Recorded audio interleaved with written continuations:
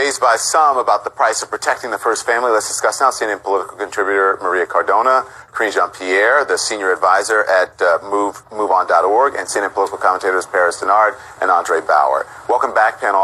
Maria, you just heard Tom Foreman lay it out. Between the First Lady living in New York to weekends in Mar-a-Lago, the cost of protecting the first family could be epic, but that has always been the responsibility of the Secret Service. So is there anything different now? Well, there is a couple of things different here, Don. First of all, hypocrisy, which is nothing new when it comes to the Trump administration. He's full of hypocrisy day in and day out. He not only lambasted President Obama every time he would go on a trip saying that it's taxpayer money, how shameful it is, that he doesn't spend enough time at the White House, that he's golfing every weekend. And in 2015, he gave an interview to The Hill where he said if he became president, he would rarely leave Washington, rarely leave the White House. So we now see that that is absolutely not true. The second thing I think that is a big issue, especially for Trump and his family, is the fact that he has 4 adult children that also need protection whenever they travel. And that's fine. Like you said, that is something that happens.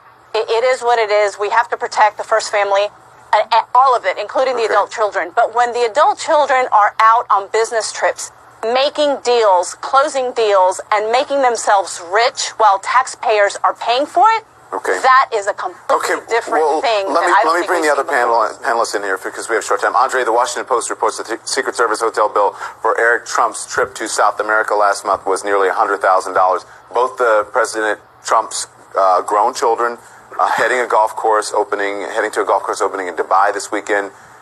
Any concern you think the Trump family's personal business and lifestyle costing taxpayers a lot of dough? Well, you know I'm a fiscal conservative, and so yes, when I heard just a minute ago in your story that 300 people travel with the president, to me, no matter if it's a Republican or Democrat, that seems excessive to me, and somebody ought to look into ways to save money. I think the first family needs to be protected no matter who it is, and we could argue, look, Bill Clinton bills the United States government to have Secret Service on his property, which to me seems a little bit crazy. It's illegal, but he's the only person to ever do it. But you could go through all of them, of the trips they took, and maybe they shouldn't have taken some of these trips. But at the end of the day, we want the most powerful leader in the world protected. But can we do it in a more prudent and responsible way? Hopefully so, and hopefully somebody within this administration will look at it and say, here's where we can save some money, because at the end of the day, the taxpayers are footing an extremely large bill. Yeah, Karine, you say this is hypocrisy?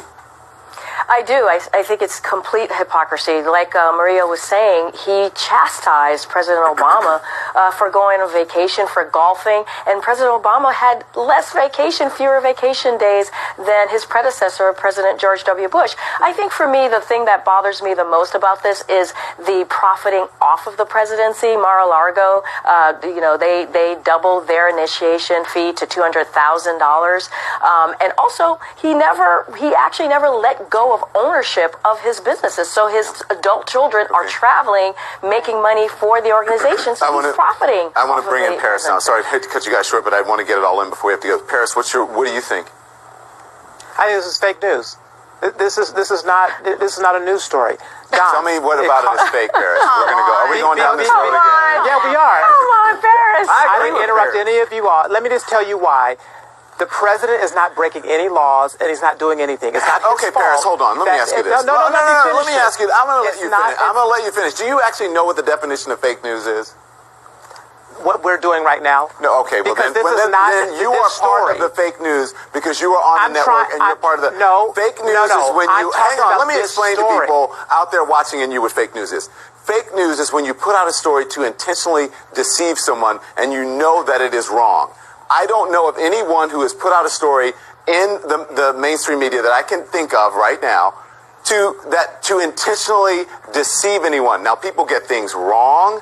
Sources sometimes come up empty, but no one that I know has put out anything to intentionally deceive someone. This story that we're doing right now is not to intentionally deceive anyone. We are simply talking about the cost to keep a president safe, the Secret Service cost, and what are the pros and the cons, and as Andre said, and if there are ways that we can maybe able to work on that to make it fiscally better for the American people.